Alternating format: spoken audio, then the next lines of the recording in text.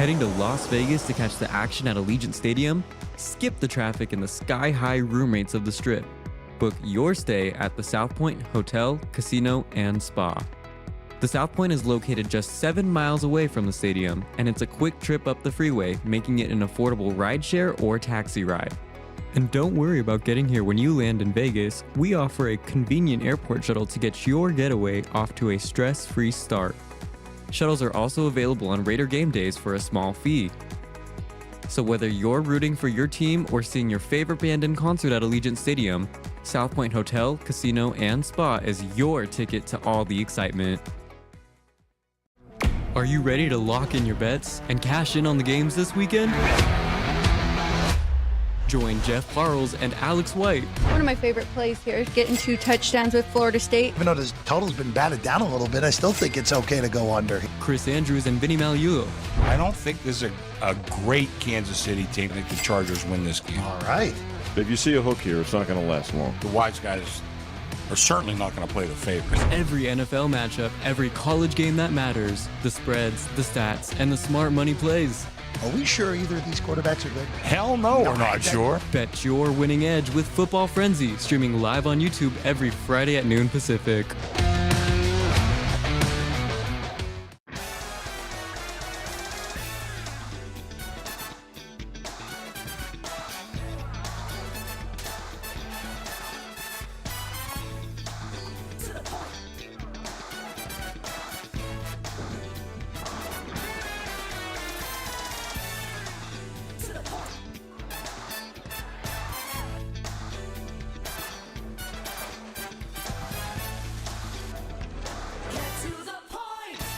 Ready to bet smarter? Get sports betting tips straight from the South Point Hotel and Casino. I like the Commanders at 3. I know if it hits 7, don't blink. Maybe that's what bettors are waiting for. The wise guys were all over Florida last week, and they're against Florida this week. That's not a common pattern. I think these teams could score a lot. I would look at the over. I'm very high on Tampa Bay. I think they can go there and they can win this game. Subscribe for free to Sports by the Book on YouTube. Your winning edge starts now.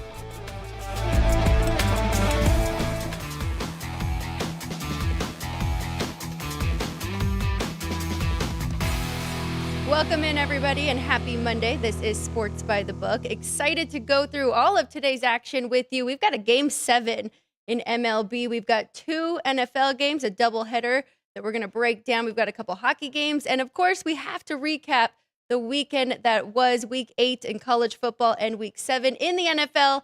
Chris Andrews will join myself, Alex White, and Ryan McCormick, our producer/host behind the glass. He'll join us in about 30 minutes to recap all of college football and the NFL. So looking forward to that.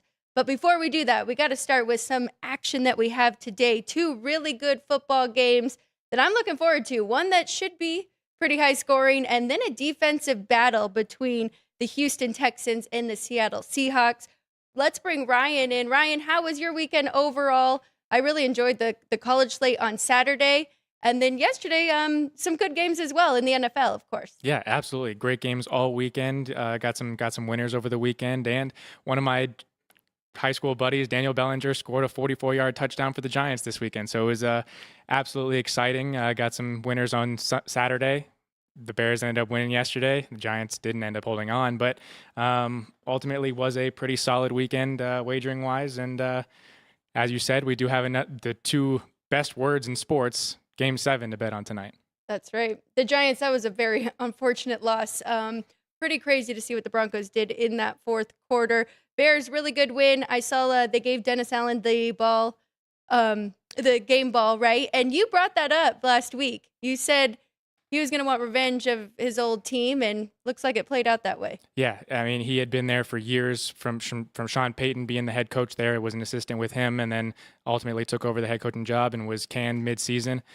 So obviously some things that he wanted to get revenge for, and had his defense fired up. 4 takeaways, 4 sacks, only 44 rush yards allowed. So if 4s are going crazy for you today, find something. Yeah, the Bears got a very solid win. Should have won by more. The Saints offense, at one point or in the second quarter, the Bears had 4 scoring drives and the Saints had 4 total yards of offense. So It was just a matter of the Bears keeping things together and not beating themselves, which they did, giving the Saints, again, 4 first downs via penalty in the second half. So the Bears obviously are not playing perfect football, and it's very rare to get a perfect game of football, but the Bears are playing good and took care of a low league opponent.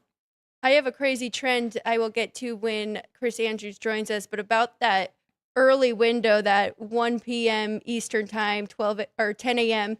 Pacific time, about favorites covering. So the Bears were one of those teams. We both liked that side, and it got there. But we'll talk about that more with Chris Andrews, as well as some of the parlay cards that are still live going into the 2 games tonight. So you don't want to miss that. But let's jump into the 2 games that we have tonight. The 5-1 Tampa Bay Bucks at Detroit to take on the 4-2 Lions. It's kind of difference of trends here to where you could make the case for either side. Power rating wise, my numbers are right there here at 6 with the Lions. Now this line has moved, and Ryan, I'm sure you'll tell us how far it has gone with the Lions being the favorite at home. But just some trends really quick I want to throw out there. Detroit, 11-0 straight up in ATS. They have an 11-0 straight up in ATS streak coming from an outright loss under Dan Campbell right now. So they are coming off a brutal loss against the Chiefs. You know they're going to be prepared for this one. But then if you look on the other side, Baker Mayfield, he is 19-9 against the spread as a road underdog since 2020. Also 11-17 straight up. So it's a tough matchup here between both of these teams, and a lot of injuries on both sides, including the Lions secondary. And then we know Tampa Bay has been dealing with those wide receiver injuries all year long. Should get Mike Evans back today, so follow that closely, and it might cancel out with the secondary issues that the Lions have. But Ryan, some movement, right? It seems like the bettors like the home team here in this one. Yeah, absolutely. It opened 4.5 a week ago. Lions favored -4.5. It is now down to Lions -6.5. Probably because of those missing weapons on the Buccaneers front. Emeka Egbuka is supposed to be a game time decision tonight, questionable with his injury. Mike Evans should be coming back, but the Bucs will be without running back Bucky Irving, so it's going to be Rachaad White leading the running back room there. And so that is going to be a lot more on the shoulders of Baker Mayfield in order to go into Detroit and win this game. And you said he's been very good against the spread, but following a loss, Dan Campbell and the Lions have been very good. So this total has also gone up, opened 52.5 last week on Monday. It is now up 1 point to 53.5. Where are you inclined to put your money down tonight, Alex? It sounds square, but I do like the over. I think we are going to get points here between these two. Like I said, I made it 6. So if I would have jumped in early, I'd probably be on the Lions side. But there's something about this Tampa Bay team, and it hasn't really mattered which weapons have been out. And we saw Tez Johnson and that clip kind of, spreading around last week where he heard the MVP chants and then realized it was for Baker Mayfield. But, once Baker finds a guy, they seem to get it done. And Rachaad White has been very good as a running back and stepped in and helped them get that 30-19 win over San Francisco. So I think it's going to be a tough one. I think it's going to go back and forth. I do lean to the over, but I'm thinking maybe there's a better way to play this. First half, first quarter, going over in one of those instead of full game. 26.5 is what I'm seeing here at the South Point for that first half. Or, that 3.5 for Tampa Bay first half, Ryan, that doesn't sound too bad either.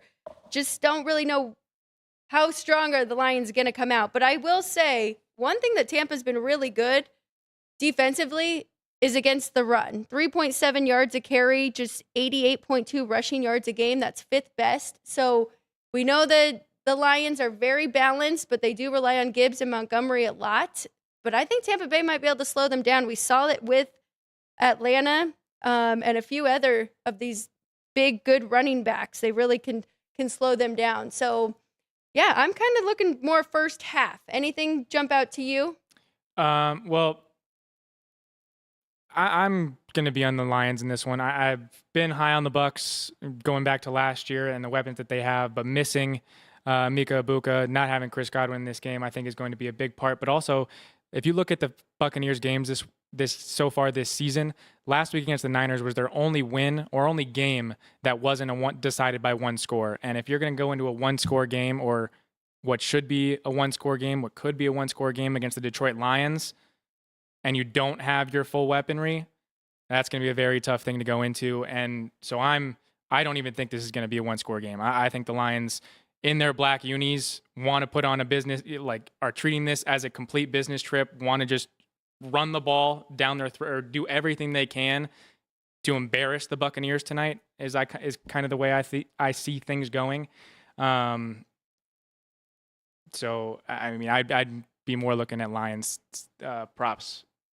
I will say another thing to add to that too is this is a big NFC matchup, right? Absolutely. And the Lions are trying to prove that they are still at the top in that conference, but they lost at home to the Bucs last year, and that final score was 2016. Even though the Lions outgained them 463 to 216, but they were 1 of 7 in the red zone.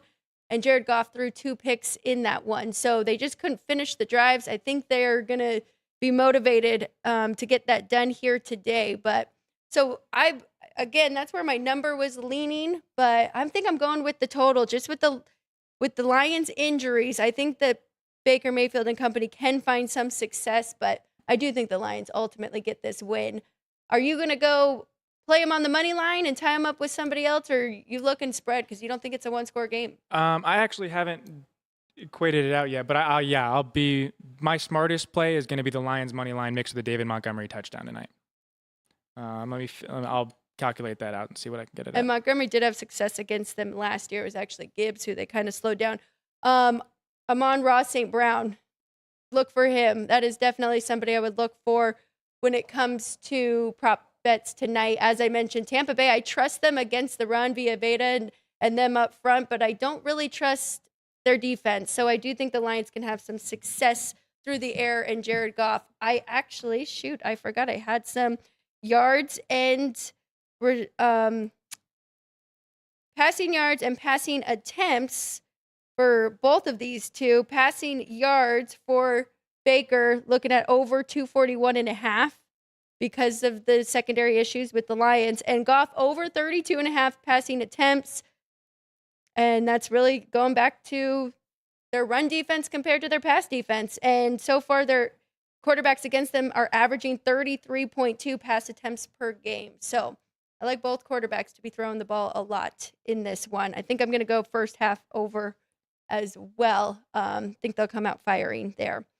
That's it for that one for me for now. We'll talk about it more when Chris Andrews joins us. Brian, did you find your parlay that you were thinking of adding together, or you want to go to the second game? Well, so yeah, if you tied together a David Montgomery touchdown and the Lions money line here in Las Vegas at STN, it's going to be plus 120, which I am placing right now. So finding a way to get plus money on the Lions to win the game, and they're one of their top, or 1A, 1B, one of those two scoring a touchdown. So plus 120. Yeah, it's that's always the hardest part, though, when it comes to the Lions. And you're trying to do anytime touchdown. You're like, which running back do I want to put my money on? Yeah. I don't know. As I mentioned, they did. Montgomery had more success, and they slowed down Gibbs last year, but both of them have looked great again this year. Let's go to the second game here. So completely flip-flopped. High scoring, potential shootout in that first game. Well, this second one has two of the best defenses in the league. We've got the Houston Texans and the Seattle Seahawks here. All around great defense for Houston. Number 1 in scoring defense, holding opponents to 12.2 points a game. Third in opponent yards per game, 265. And then yards per play, just 4.7. They are 5th in that category. Seattle 6th in scoring defense, just 19.5 points a game. Yards per game, they are 12th. And yards per play, they are 6th at 4.8. I think this is going to be a really good game here between these two. Now, the big question is, because I think we all agree that Seattle is pretty legit, especially on the defensive side. We've also seen Sam Darnold do great there with the weapons that they have. Houston, on the other side, started 0-3, and now they've looked really good in their last 2 games, but here are their opponents. The Tennessee Titans, they won 26-0. And then the Baltimore Ravens, who are dealing with so many injuries, they won 44-10. So are those true, real wins that we should take anything from, or were they just pretty fortunate with the opponents? That's kind of where I'm at right now. It looks like the bettors have taken the points, though. We've actually got a good old-fashioned toggler here. No, yep, it sure is, isn't it? Open 3, 3.5, 3, 3.5, 3, 3.5, 3, and now 3.5. So taking the 3.5 with Houston and laying the 3 with Seattle, except it's kind of looking like the majority of money and tickets are both on Seattle in this one, and really in Detroit. So both home teams in tonight's Monday Night Football action. But yeah, toggler to 3, 3.5. Seattle now 3.5. Total has gone down from 42 to now 41. Wondering if there are any other 41.5 out there, because that is the way I was looking to play it. A couple, it looks like none really here in Las Vegas, but you can still get under 41.5. I know it's scary. It's a low total there, but I think this is going to be a game just like we saw last night, Sunday night, San Francisco 20, the Falcons 10. I think it's going to be a really tight, low-scoring game like that. Haven't really jumped in anywhere, though, prop-wise or anything. I'd probably be looking for some unders here because I do think that it's going to be a low-scoring game. Ryan, did you like anything prop-wise, side or total? Just one thing I kind of want you kind of said this could be similar to last night's Atlanta-San Francisco matchup, and I want to going back to the earlier game of tonight, Tampa-Detroit, I want to maybe caution to that could be the same flow. I know that we've got two prolific offenses and what we know them as, and two great passers in Jared Goff and Baker Mayfield. But last night, San Francisco showed us you just have to keep if your defense isn't fully capable, another part of your defense is keeping the other offense off the field. So if you're able to control the clock and keep your offense on the field, doesn't allow the other players on the other offensive skilled possession players for the other team to do what they do. So just to kind of caution, maybe Detroit is going to be able to control the pace of play in that one and slow Tampa down, and maybe we don't get a whole lot of offense in that one. But it's a very good point. Yeah. And I don't, usually push for betting a lot of overs anyways because of that. So, yeah. But again, how you had said this could be similar in similar fashion. Yes, these two defenses have been outstanding so far this season. The Texans have been one of the best defenses in the NFL, top 3 in several categories, including EPA, which Seattle has kind of been pretty good at. So it's going to be pretty fun to watch this Texans defense go against this Seahawks offense and see if Sam Darnold can find Jackson Smith and Jigba similar to how he did last week, and get this Seahawks offense to put up a solid amount of points against this stout Texans defense. I have a random trend here, which actually benefits or plays on for the Texans. Blowout wins have been great momentum builders for road Monday Night Football teams, as those coming off of wins by 20 points or more have gone 10-4 straight up in ATS in their last 14 tries. So if you're looking for a reason to back the Texans, I do think that 3.5, it's really tough. You kind of have to have a strong opinion on which team you think is better in that one. I really don't have anything. I'm going to play the under, even at such a low number there, but I do think it is too many points, and I might look first half too, because I definitely think it's going to take some time to get those offenses going, and there's going to be a lot of punts in this one with these good defenses. But Seattle does have two DBs that are game time decisions tonight. Julian Love, their safety, and Devin Witherspoon, one of their starting corners, are both questionable tonight with leg injuries. So could be, if you're looking at the Texans and think that they can pull off a road upset, could be a good time. Yeah, I mean, and CJ Stroud, I talked about the opponents, those two that they just faced, but still, I mean, you can only play who's in front of you. They looked really good, and he looked a lot more confident and looked like he had found some other guys besides just Nico Collins there to spread it out. Yeah. But that's it for NFL for tonight. We'll talk about it more with Chris Andrews, but we got to get to the Game 7 because Toronto Blue Jays forced a Game 7 in an elimination game yesterday with their rookie, 22 years old, Savage, his 6th career major league start. And the Blue Jays win that one 6-2. He went 5 2/3, just 6 hits, 2 earned runs, and 7 strikeouts. Logan Gilbert on the other side, he did get the loss there for Seattle. Just a really tough matchup for the lineup. And it's weird because the Mariners, and we know that it is a pitcher's park, but they have really struggled and have not been able to take advantage at their own home field. Well, we'll see. We'll see if they can benefit here. In their first game back there. But we'll see if they can benefit here in Game 7, because we did see the first 2 games where they could actually score in Toronto. But we already saw this pitching matchup, Ryan. George Kirby gets the start. It was Game 3. And Shane Bieber was awesome. 6 innings pitched, 4 hits, 2 earned runs, 8 strikeouts, and 1 walk. Right now, Toronto's the favorite. You like anything in this one? I know you liked Seattle going into the series. I did like Seattle going into this series, and I got to tell you, I don't like them anymore. No. I will be taking the Blue Jays on the money line tonight. I do think that what their lineup has been able to do all throughout is going to be able to come through tonight at home. We had seen the first 4 games of this series get won by the road team, and then the Mariners win Game 5. The Blue Jays win Game 6, both at home, both 6-2. The Mariners win Game 5 thanks to a Eugenio Suarez grand slam to push it 6-2. That would have it did not look good in Game 5. Kind of watching it throughout, and then Game 6, the Blue Jays really kind of just blew it open. And Vladimir Guerrero Jr. is showing why he's worth everything that they're going to need to pay him. There was actually a stat from OptaStats. Only 3 clubs in Major League Baseball history have had 2 players with 17-plus hits through a team's first 10 postseason games of a given season.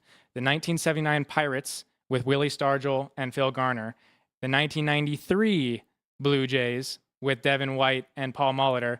And this year's Blue Jays with Vladimir Guerrero Jr. and Ernie Clement. So both guys that I had mentioned on Friday, batting over 450 at the time in postseason play so far this year, both coming up with timely hits through, in Games 5 and 6, getting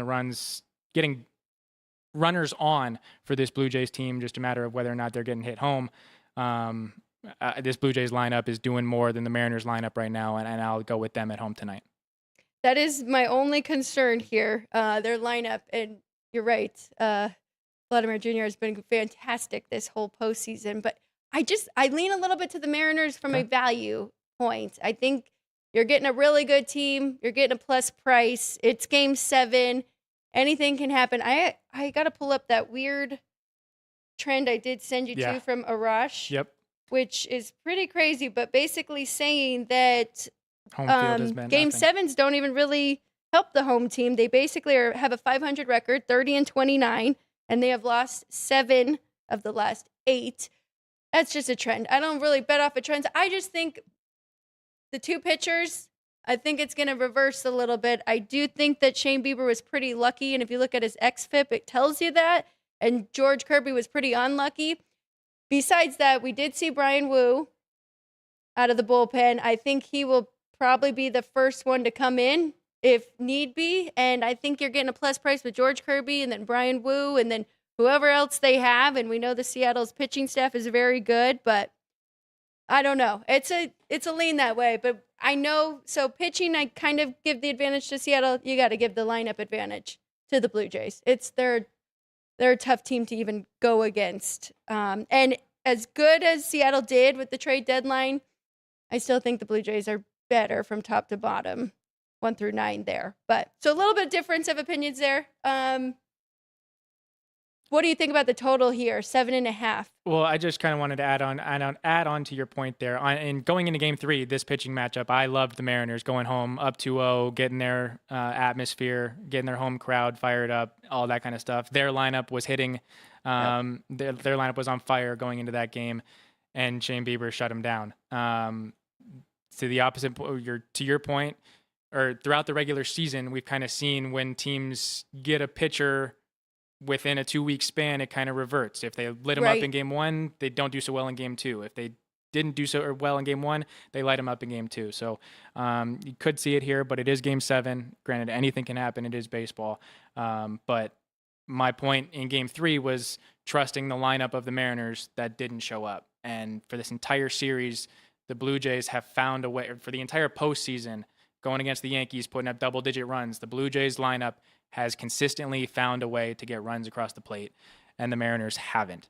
And so that's why I'll be going with the Blue Jays tonight. And another stat to add on to what Vladimir Guerrero Jr. is doing this postseason: 6 postseason home runs, 2 strikeouts. Wow.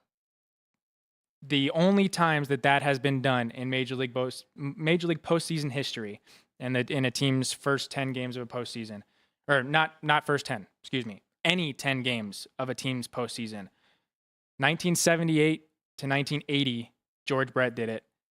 And 1928 to 1936, Lou Gehrig did it in 3 overlapping spans of 10 games. So Hall of Famers George Brett and Lou Gehrig are now joined by Vladimir Guerrero Jr. in postseason baseball history. Listen, I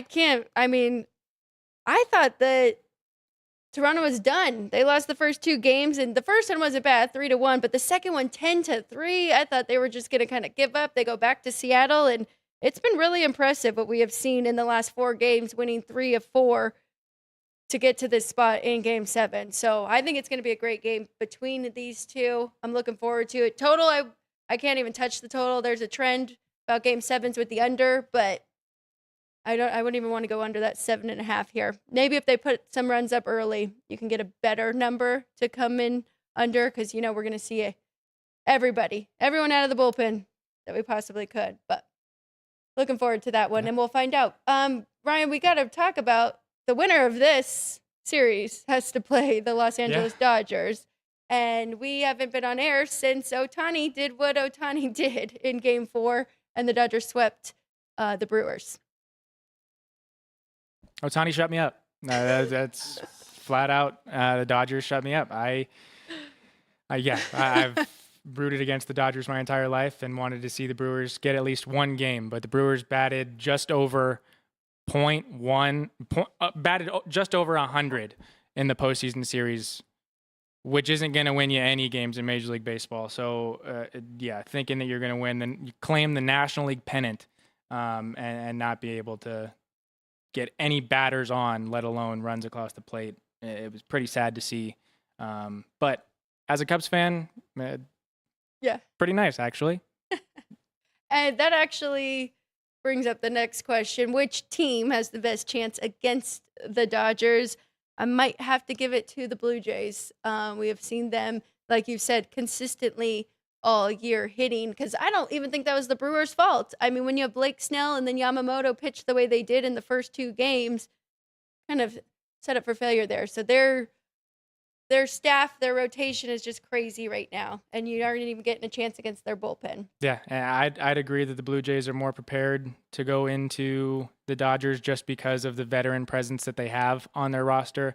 The Mariners, it's been long. They haven't even been in the AL pennant or AL championship series, and so them getting their World Series debuts against the Dodgers, who are going to be there or have a roster of people that have already been there and are going to be there for years to come. They should be shell-shocked if Seattle does get there, and so I would be more inclined to take the Blue Jays. But with that being said, there have been 5 seasons in Major League Baseball history, this one from Sarah Langs, in which there was a League Championship Series sweep, and the other side went to 7 games. Going back to 1985 when they started the 7-game series. 1988, 2006, 2007, 2012, and this year in 2025. Each of the prior 4 times, the teams to advance from winning Game 7 went on to defeat the team that swept in the World Series. Meaning, whoever wins tonight would go on, going with that, would go on to beat the Dodgers in the World Series. So if you want to go with what history says, but if you want to go with what the Dodgers, what the logic says, you can't go against the Dodgers. I like that, though. I'll have to look into that more. and which teams. Did she write out which teams they were throughout those years? She did not, no. I'm curious now. But yeah, it kind of makes sense.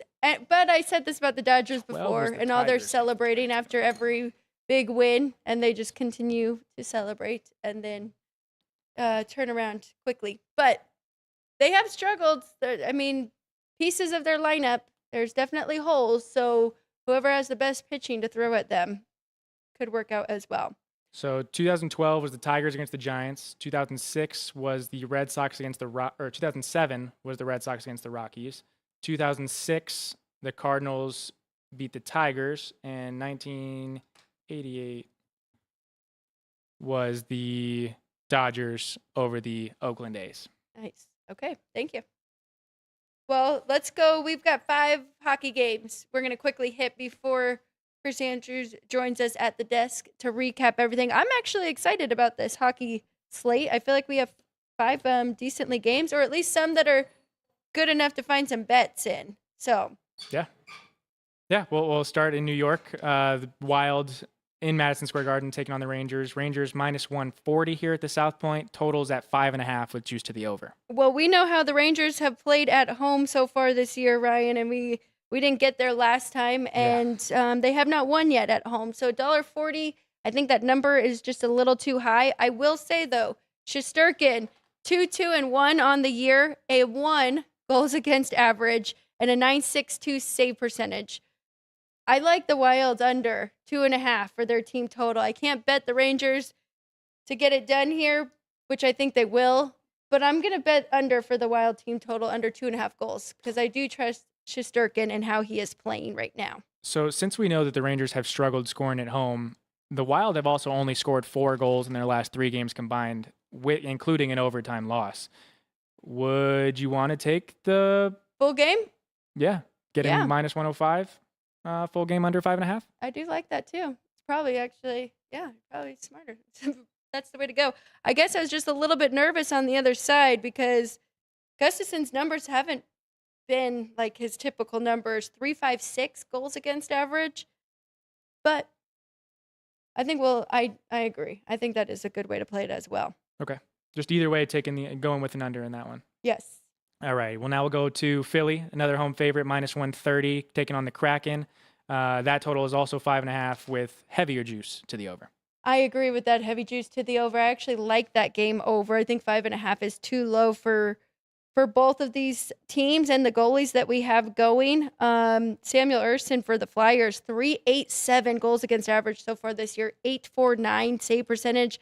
That is not good. And Seattle's been scoring. I mean, they're 11th right now in the league, 3.2 goals per game. So maybe that's even one I want to look at the Kraken, which is 2.5. But I will say they're one of the teams I highlighted because this is the first of 2 for their back-to-back. They go Flyers, and then they will play the Capitals up next. But lean to the full game over. Any thoughts on that? You think we can get goals from both sides here to get over 5.5? Absolutely. I definitely think we'll get goals in that one, and we'll be with you on that over. Just need to get 6, and you got the over. So we'll go to the next one. Go to Sabres at the Canadians. Canadians, another home favorite, minus 140. This one is at totals at 6. Again, juice to the over. I think all the numbers are just right here. Part of me wants to back the Canadians 4-2 on the year, 2-1 at home, but Alex Lyon will be the goalie for the Sabres, and I kind of like him, how he's playing more than Sam Montagu, even though Sam Montagu is a good goalie. He just hasn't really hit that stride yet. But Alex Lyon, 2.43 goals against average and a 9.29 save percentage. Buffalo, they're young, fun team, so I'm going to pass on it, but I was leaning a little bit to the dog in that one. All right, well, we'll stay in Canada, and we will go to the only road favorite on the ice tonight. The Winnipeg Jets are minus 150 in Calgary. Total is at 5.5. Again, juice to the over. It's gone bad for Calgary since that first win over Edmonton. They have not won since. Dustin Wolf's really struggling too. He's 1-4, 4.3 goals against average. I think this is a home run Winnipeg spot. They won 2 out of the 3 last year in this matchup, and they won the first one 5-3 And then they won the last one 5-2. I think this might be a spot where we could take a little bit on the puck line as well. But I like Winnipeg. Remember, last year they went on that crazy streak, Ryan. I want to be on them from the beginning while they're winning all these games, right? So I think it continues here, and I got to fade the Flames 1-5 so far this year. I'm absolutely right there with you, getting that plus 175 on the puck line. I like the Jets tonight. Again, just fading the Flames. They have not won a game on home ice. Did not cover the puck line, neither game on home ice. Have not covered a puck line in any of their last 5 games. Other than that win in the opener, have not covered the puck line. So right back to it on the Jets puck line, getting plus 175. The final game of the night is here in Las Vegas. The Hurricanes taking on the Knights. The Knights, once it loads, are a puck line $2. But I basically pick them minus 115, 105 on the Hurricanes. Total is juiced to the over. This is the game of the night on the ice, first of all, but it's also the toughest one to handicap. Carolina 5-0. The Knights on a nice 3-game winning streak. I don't really have anything on the side. I guess I'd lean to the home team. Carolina did win both matchups last year. It's got a little bit of revenge to use. But the total's really interesting because you have the number 1 team in goals per game in the Canes and the number 2 team in goals per game. But then they're both really good defensively, especially Carolina tied for 4th in goals against right now, 2.2. But I still lean to the over. I think we're going to get goals here. And I think the Knights, 3 home games, all went over. I think we got to start backing that while it is trending and hot. And I also like the first period over 1.5. Think that's the better way to go? Or full game? Oh, we know. Honestly, I like goals in this game. I think both offenses are prolific enough to get it done, and I'm not necessarily as trusting in the Golden Knights defense. So I do think this game will ultimately end up going over. But again, minus 120 on the juice. So you're right, but we're starting to see some 6.5. So yeah, now could be the time to jump. I think I'd rather pay that juice and push there if anything. Yeah, don't fault you. Awesome. Okay, so those are our 2 Monday night football games for the NFL. Game 7 for Major League Baseball and our hockey slate. We're going to take a quick 1-minute break, and when we get back, Chris Andrews joins us here live from the South Point studio.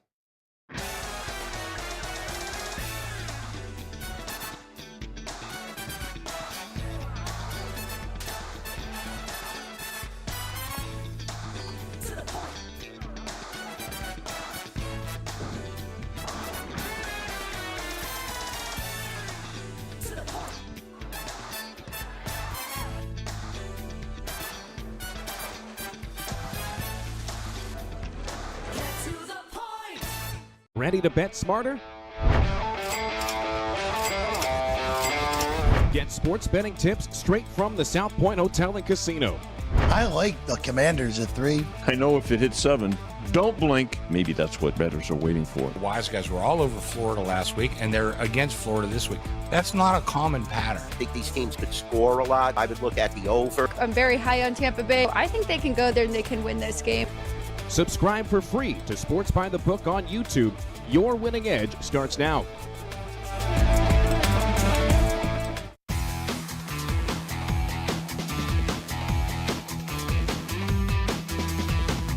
Welcome back, everybody. Sports by the Book, live from the South Point Hotel and Casino. Please give us a follow on all of our social media pages, Sports by the Book and Sports by the Book LV on Instagram.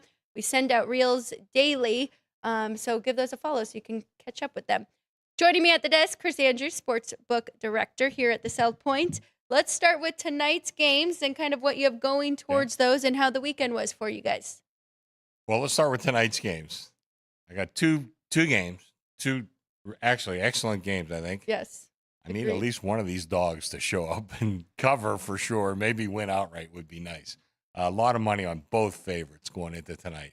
Is that part of the reason? Because the Lions from 4.5 to 6.5, kind of covering and trying to get some more money, taking the points with the dog. Yeah, that's I really like both dogs, to be honest with you. Yeah. I mean, I made the Lion number like 4.5, which I think is what we opened 4.5. Yes. Yep. I mean, I thought that was a good number. Public disagrees, obviously.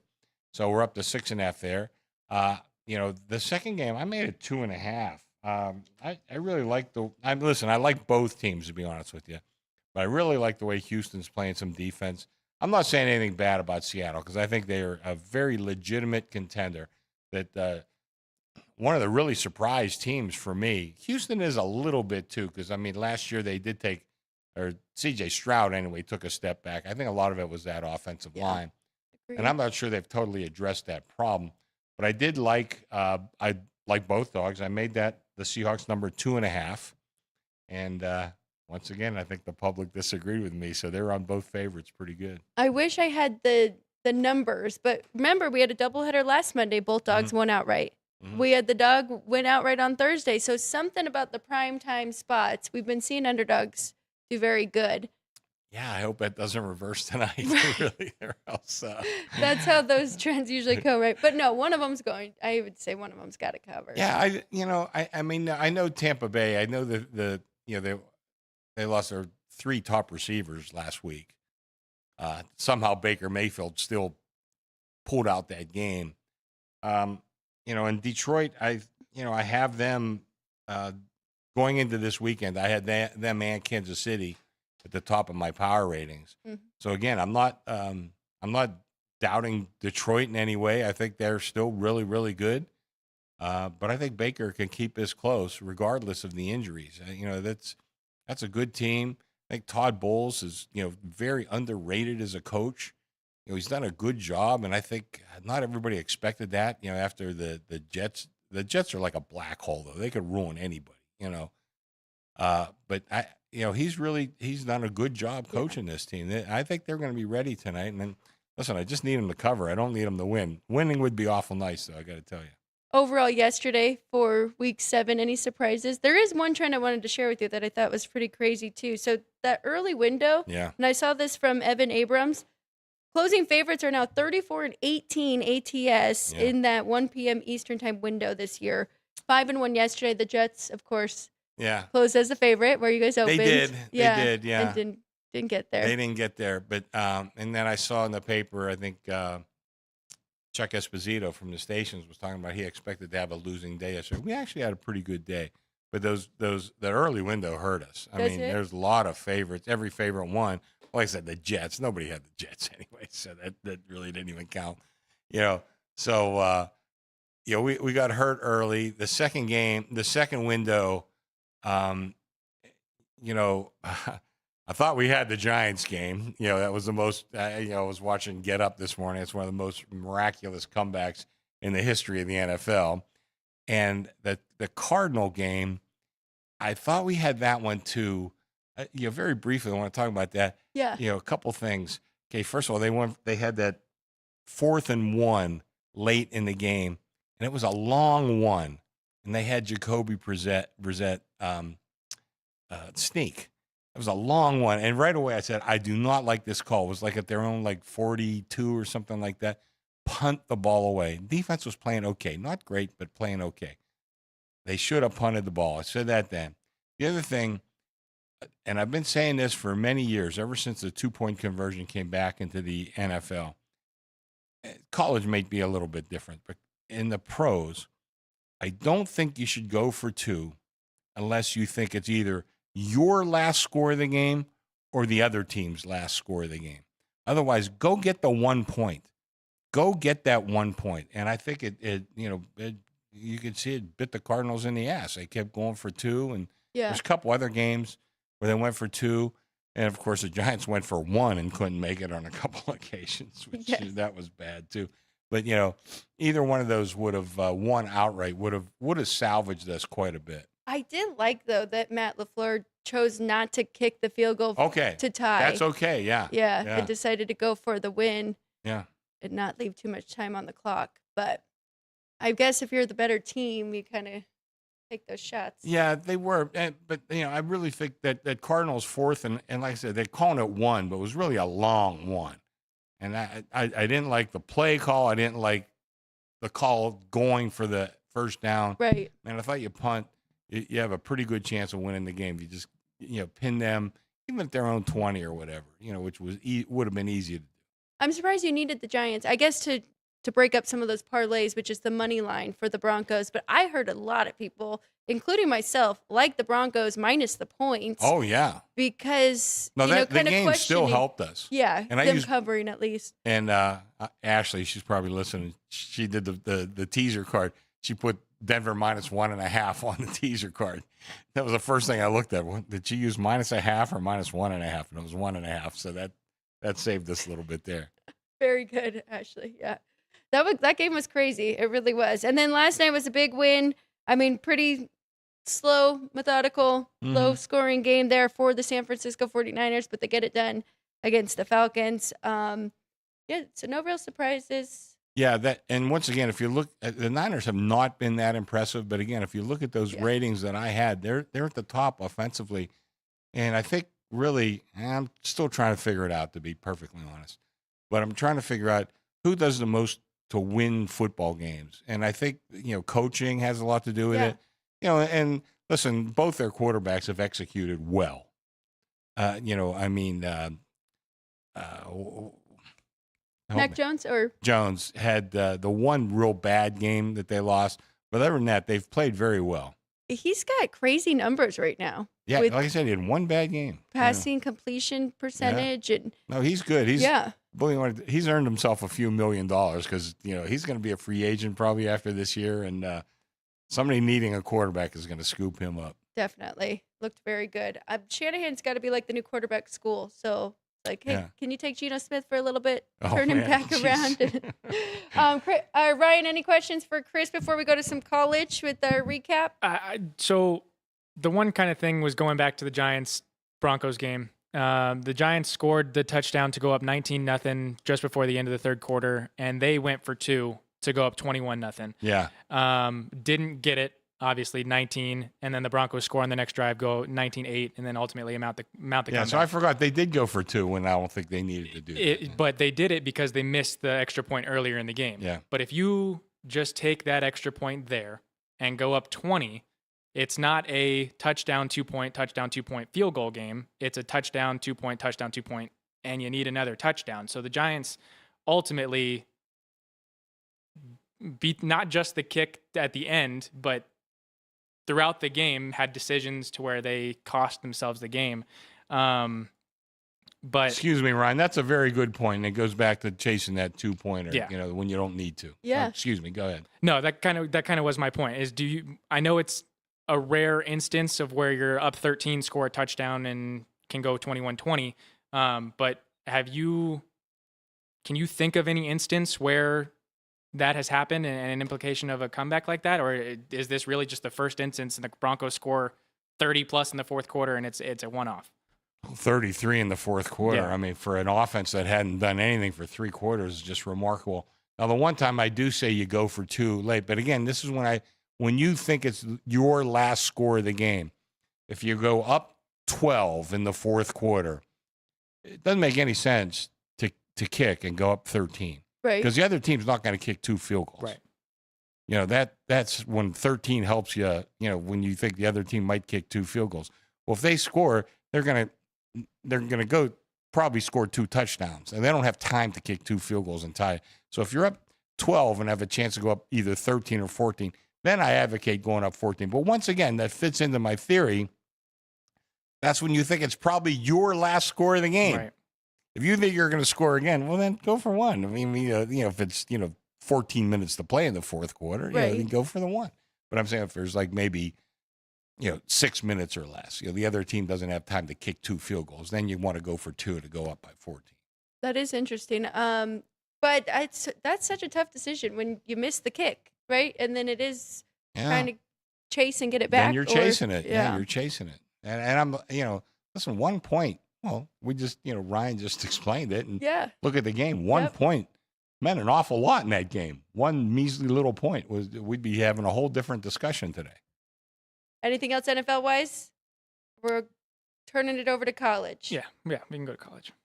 We got to start with Friday's game, which we've had the right Minnesota, side with the Minnesota getting the win over Nebraska. But there was another big upset, and that was the number 2 team in Miami. Oh, yeah. Wow. Upset by Louisville. They almost came back, but it was just a tough hill to climb for Carson Beck. 4 picks for him in that one. They lost 24-21. Yeah, a couple were a little miraculous, but still, listen, I remember Peyton Manning saying, that ball leaves your hand, it's like you wrote a check and your name's on it. It's still your responsibility. So, he had a bad game. I guess you could say he's out of the Heisman race now. But, the public was on Louisville pretty strong. We opened the game 14. We closed at 10. That was not a good game for us, but it was a good game to watch. I was mostly watching the Minnesota game, to be honest with you, so I didn't see a whole lot of the Miami game. But, we liked Minnesota in that. I know you did too. And, that was a good game for us. The Wise guys didn't come in on Minnesota. We had real good two-way action on that game. Oh, good. Yeah, because, I know there was really no more 7.5s by the time they kicked off. It looked like it was all 7 everywhere. But we'd had some early money on. I think we were at 9 at one point, yes. I think. So, I mean, we had a lot of money on Minnesota, but then late it did come in on Nebraska. Minnesota's just inconsistent because, man, if they could play like that all the time, they really shut them down. I caught on to B.J. Flick when he was at Western Michigan. I used to follow. I don't follow him that closely anymore because they don't seem to matter anymore. But I used to follow the recruiting, and he was out recruiting everybody in that conference. So I kind of always had, and I made a lot of money betting on Western Michigan when he was there. But it hasn't had the same success at Minnesota, and I kind of root for him a little bit. Tough conference. You gotta say that for sure. Sticking right there with the Big Ten and the ACC, just a couple that I want to recap. Georgia Tech, that was a huge win over Duke, 27-18. It looked like the Sharps liked Duke again in that one. We had a lot of money both ways. Okay. I think, the first wave was on Georgia Tech, but all the late money was on Duke. I kind of like Duke a little bit myself going into that game. But, as a bookmaker, you don't always get to choose what you got, Right. So I was very happy with the result. And this Georgia Tech team, they're dangerous. They really are. I agree. And now that ACC is looking more wide open. Yeah, right. With Miami going down. And I think Georgia Tech, I haven't seen the conference odds per se, but, boy, they probably should be the favorite, I guess, right now, aren't they? I haven't seen. I haven't looked. That, yeah. I saw the championship game odds, but I didn't go to the conference. How about USC? We have to talk about this one against Notre Dame. So if you got the best of the number, you got 10.5 late, you covered. If you took 9.5 like me, you didn't. I did that in the contest anyways. What was your overall thoughts on this? Because there was a couple plays that Lincoln Riley called that I didn't love either, especially at the end there. I kind of have the same feeling you do, I think, on Lincoln Riley. I like a lot of the things he does, and then sometimes I scratching my head saying I'm not sure what the hell he's thinking. A trick play there at the end when they were actually pretty close. And some guys just overthink things, and I think Lincoln may be one of those guys. Now, that being said, let me just say, he took over a USC program that was not in the best shape. He's made pretty good strides in a couple years. I think they'll be around for a while. Now, back to Notre Dame. I think this is better than last year's Notre Dame team, which went to the national championship. We didn't bail on them. I didn't, after they lost 2 early games. And, Bill Conley, a guy I talk a lot about on this show, and I try to read everything he says. 2 teams he didn't bail on after early losses were Alabama and Notre Dame. And right now they're among the 2 best teams in the country. I'd have to look to see exactly where they are. Neither one of them is better than Ohio State right now. But, they're certainly in the hunt for a national championship, both of them. I got to say, I was very impressed with Notre Dame, even though USC did some things to lose that game. But, Notre Dame put them in that position where they maybe had to gamble a little bit. Yes. Yeah. And run the ball really good. Some of the best running backs in the country, definitely. But I think they put themselves in a good position now to be in the playoffs. Notre Dame? Yes. Oh, yeah, absolutely. And I'm with you. That was like an elimination game. Yeah, Whoever lost that was, USC's probably out of it. Notre Dame would have been out of it had they lost. I think USC does have Oregon on their schedule, but that's looking like a tough. And tough I game mean, for them. they're not technically out of it, but Yeah. it's going to be hard. Yes. SEC, just a couple games to go through really quick. Georgia, I don't know how, but they found a way to not only win, but to cover against Ole Miss 43-35. I took 7.5 in that game. That was That's a tough. bad I mean, beat. I thought I had that, but Mississippi let them score 17 points in the fourth quarter. And well, there's a lot I like about Lane Kiffin, but sometimes those kind of things seem to happen to him once in a while. But I thought I had that one in my pocket. I got to tell you the truth, Alex. I took 7.5, and that was a tough beat. In the end of that game, they had it 3rd and like 4. Georgia did. They get the first down. They're probably going to run out the clock. It was inside of 2 minutes. The kid from Mississippi made a great play, stopped them for no gain. They wind up kicking the field goal to go up by 8. And boy, that's what happens in sports sometimes. If they play it again, I think I'd still take 7.5. Yeah, really the box score, I didn't think it really matched the final because it's Georgia actually had like 500 total yards. It didn't feel like it was lopsided by any means. I didn't think so. No. Yeah. Alabama, Tennessee was lopsided, 37-20. Yeah, that was one of my winners. But so I was 4-3 with the games I gave out. I joked. I'm not joking about it. I said, that's a great record if you're betting. Not so great if you're in a contest and trying to get to first place. So 4-3 there. The pros I gave out were 2-1. So 60%.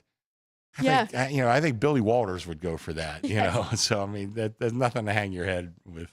I liked Bama too. I mean, I thought we were getting a good number there, and Tennessee a little overinflated. So that was a good win. I'm with you. That's a top team in the country. Bama? Yes. Oh, they're right there. Yeah. At least top Kalen 3. DeBoer, he's won everywhere he's gone, and everybody was ready to fire him after, a week into the season. Yes. Lost to what wound up, as we look back now, how could Florida State beat this team? I have no idea. But it happened. That's sports.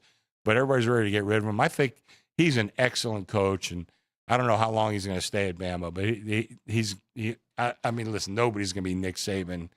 He's arguably the best in history, but he's going to be damn good. And there's something to be said about when you're allowed to lose throughout the college football season now. And that first week, that was an eye opener for those kids and him. And he got it on track, and now they look great. Yeah, you wonder what that did to Florida State. Did it overinflate their confidence? Listen, I'm a Stanford guy. A lot of reasons for that, but I can't believe they could beat Florida State. Yeah. They have some upside, right? Now they have 3 wins. They have 3 wins. I'm hoping they can get bowl eligible. They have a chance. Yeah. Well, and then, I mean, just like Ohio State last year, everybody was ready to fire Nick Day. They lost to Michigan, and then they went on the run. He still has pressure on him to win that game. That's right. That's right. Michigan, that was a good. They won convincingly too. The money. I mean, I made the number. I think 6.5 or 7. We wound up closing the game 4. So a lot of wise guy money on Washington. Yes. And I didn't necessarily disagree with it. I thought, well, maybe they're right about that. But I thought Michigan looked very good. Yes. Texas did not. Again. They did not. I actually think that Kentucky made some bad decisions and should have won that game. Going for it in overtime when they know Texas, they definitely have the advantage at the line of scrimmage. Yeah. So kind of that one was a tough one. Well, we talked about that game too on Friday's show. We thought, Kentucky had the week off. Texas coming off the big win, Red River rivalry. That's right.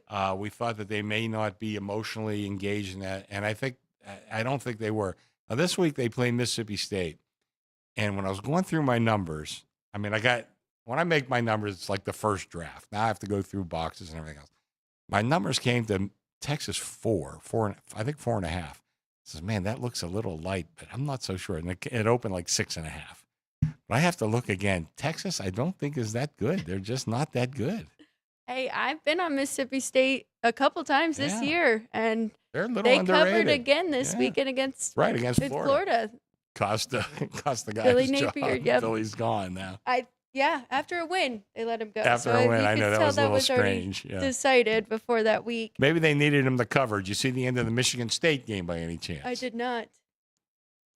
I hear some laughter in the crowd there.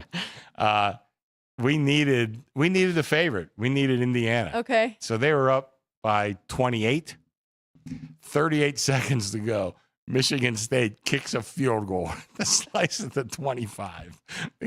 Man, I mean, I'm not saying anything nefarious is going on. I'm really not. But keep that in mind. Michigan State may do some things to cover numbers as a big dog, and that was no other reason to do that other than to cover a number. They made it interesting to start. I thought, oh, maybe it's a sleepy spot for Indiana, and then they kind of ran away with it. So I didn't look back.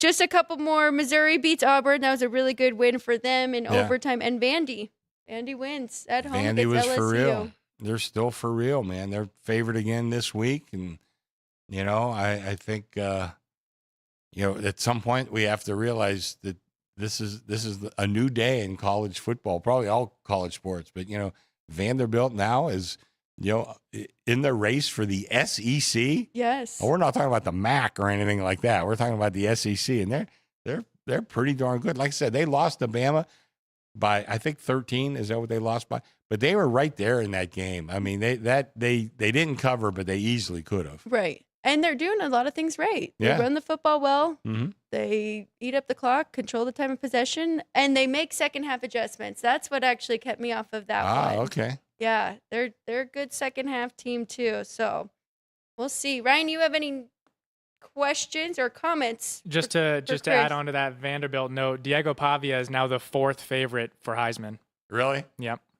Well, there's some of his teammates are saying he's the best player in the country. He's the best. And listen, I appreciate that loyalty towards their guy, but I'll tell you what, the kid's playing great football. Right. He really is. So who are the top 4 right now? Well, Drew, we've actually got the graphic ready. So we've got Fernando Mendoza up at the top. He might take it. I lied. The graphics not ready. Fernando Mendoza is at the top, plus 340. Ty Simpson's right behind, plus 350. Julian Sayin at $4. Diego Pavia at $8. And those are the only guys beneath 10. Who was in second, Ryan? Ty Simpson, Alabama quarterback. I don't know. And then the A&M quarterback, Marcel Reed, is the 5th favorite. Okay. Yeah. A&M sneaking up there, too. Yes, they that's are. a pretty good team. They're A&M's at the top of the SEC currently, standings-wise. Standing-wise. And so their odds probably are too, right? Yeah, they With Ole Miss dropping one now.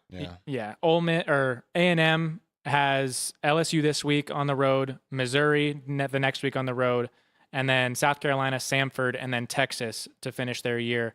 But the 2 teams that are chasing them to get in the SEC championship are Alabama and Georgia. Alabama has a much easier kind of end of their season at South Carolina, LSU, Oklahoma at home, Eastern Illinois, and then Auburn.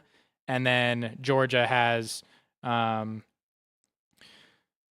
Mississippi State this weekend, a bye, Texas, Charlotte, and then Georgia Tech. So it's looking like we're going to get the Georgia-Alabama rematch. Oh. Okay. I don't know. Yeah. If they played this week, I'd probably like Bama. Tell you that. Yes, I agree. Yeah, we'll see. Definitely agree. I think that's it for now. Tomorrow, you'll send us over your top 10 for college football. Like I said, I made my first draft of my numbers and got to go through the boxes a little more thoroughly this afternoon. I try to get it done this afternoon, but I've got to tell you, we've been our handle's been really good last couple weeks, and so I got 2 football games tonight that I'm worried about, and a game 7, so I got my hands full tonight. How are you looking for game 7? Toronto money? Or both sides? Actually, we so far we've written good business already on the game, so I have no idea who I'm going to need. Futures for the World Series, I'm in much better shape with Toronto, but I'm in good shape with Seattle too. So right now, I don't have any big sweat. I'm kind of like Ryan. He says he's been rooting against the Dodgers his whole life. I wouldn't go my whole life, but, certainly since I moved out west, which was '79. So ever since then. We'll see. I liked Ryan's trend about the team that goes to a game 7. The last 4 or 5 times they've actually won the World Series against the team that swept to get there. So interesting. Yeah. Okay. Rust versus rest kind of thing. Okay. So we'll see what happens tonight. We got to get through this one first. A fun game 7, 2 doubleheaders in the NFL. Looking forward to both of those. We're gonna be busy. Let me tell you right now. You better get here by what time? That first game goes at 4, right? NFL. Yep. Kick us And at the 4. baseball at 5. Yep. 5:08. Yeah, boy, Ooh. you better get here by 3:30. You want a seat in the book. But showroom's open too. Showroom's open. Showroom's gonna be jamming tonight. They redid the booths. I like them. They Yeah. look really good out there. Yeah, they put a lot of money into that, and Michael Glant's not afraid to spend a little bit of money. Free parking, great drink deals going on, and $1.50 hot dogs. $1.50 hot dogs. I had 2 for dinner last night. Very good. I did. You must have been here late watching all those games.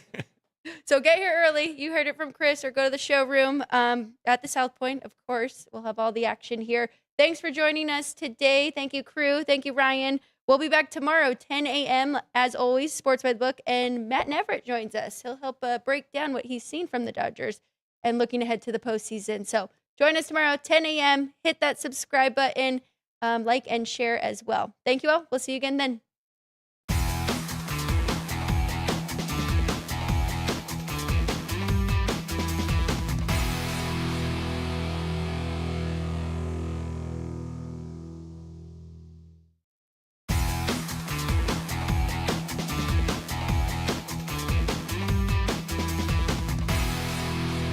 Just kidding. We're back. Sports by the Book. We forgot a couple important things, including trivia, our poll question, and our whiteboard plays of the day. So you got a doubleheader and a game 7. You're allowed to, forget the whiteboard. Well, and we had a lot to recap there that I was excited to talk to you about. College football has just been so much fun. Okay, I'm going to throw it to Ryan. He's going to go over the trivia for us and see if we had anybody get the right answer in the chat. I'm going to fill out my whiteboard, and then we're going to go through plays for the day too. Yeah. Well, we'll Happy Monday. Welcome to Sports by the Book. All right, we've got ticker trivia presented by City Light Shine. Today's ticker trivia on this day in sports history, October 20th, back in 1955. The New York Yankees began a 16-game exhibition series in Japan. Which date was the first regular season Major League Baseball game to be played outside of the United States and Canada? Okay. So what was the actual first official date of a regular season game being played in Major League Baseball history outside of North America? The answer would be August 16th, 1966, in which the New York Mets and San Diego Padres started a 3-game series in Monterrey, Mexico, at Estadio de Baseball Monterrey in Monterrey, Mexico. Over 20,000 fans attended each of the 3 games, a series that the Padres ultimately ended up winning 2-1. So, ticker trivia presented by City Light Shine. The answer was August 16th, 1996 was the first time a Major League Baseball regular season game was played outside of the U.S. or Canada. Going to today's poll, we asked which plus price prop total TD passes are you taking in tonight's Monday Night Football doubleheader? Baker Mayfield under his passing touchdowns, getting plus 135. Jared Goff under his passing touchdowns, getting plus 160. CJ Stroud and Sam Darnold each going over their touchdown props. CJ Stroud plus 135, Sam Darnold plus 130. And the result, with over half the vote, believes that the Seahawks quarterback Sam Darnold goes over his prop, getting plus 130 in that Texans-Seahawks game later tonight. I don't think Chris liked that one. I knew they weren't going to take either of those 2 quarterbacks going under. I actually like CJ Stroud in that because the Seahawks are pretty balanced. They could score on the ground too, but we might need CJ Stroud to have a couple passing touchdowns. Oh, I know I might need them. I know what you're going to need. I actually do not, because I'm going under 41.5. So I don't really want either. We'll go to whiteboard plays now. Brian, I'll start it off. I'll go through my 5, and then you tell us what you have for the day. Sure. I know Ryan and I are on different sides, and I'm just going to make a small bet. I'm not going to go full unit for baseball, but starting off with NFL, I am going to go under Texans and Seahawks. I like both of these defenses a lot. Under 41.5. Did want to look at that first half number as well. 3 hockey today. I'm going under with, I definitely put the Canes. It's not the Canes. It's Minnesota Wild are playing the Rangers here. 5.5. Sorry. Wild Rangers under 5.5. We're going puck line for the Jets against the Flames. And then the Canes and VGK, we're going over that 6. And then I'm going to take a small piece of the Mariners at plus 115 to win game 7 on the road. So those are my plays for the day. Probably have some props for that first game, some fun ones with the Lions and the We got a Bucks. lot of stuff going on tonight. A lot of props, football and baseball. And so, That's right. Absolutely. like you it's said, gonna be a great $1.50 night. hot dogs. How can you beat it? That's right. Well, I guess if you want my plays before we get out of here, Yep. I'm on the Blue Jays tonight, money line minus 130. I do like the Lions tonight on the money line. Again, tying that up with a David Montgomery touchdown, getting plus 120. And then I like the Winnipeg Jets on the puck line in Calgary, getting plus 175 to beat the Flames by at least 2 goals. So Jets, Lions, Montgomery, and the Blue Jays. I love it. Okay, so Lions? Geez, I thought we were friends around. he's going money line. He's going money okay. line. So they, Bucks can cover. 3-point win would be, I'd be okay with that. I can't remember who said it, but it was I think it was Doug Peterson was on one of the other shows, and he said, "How do you not take the points with the Bucks and Baker Mayfield every time? They're in these one-score games. They find a way to keep it close, and kind of like the Chiefs last I year." hope he's so. right. We'll see. We'll see. Well, that is officially it for us. Thank you guys for joining us. Sorry for the early outro there, but now we're going to call it a day. Tomorrow, 10 a.m., Sports by the Book, same YouTube channel. We'll all be there. For Chris Andrews and Ryan McCormick, I'm Alex White. We'll see you tomorrow here at the South Point Studio.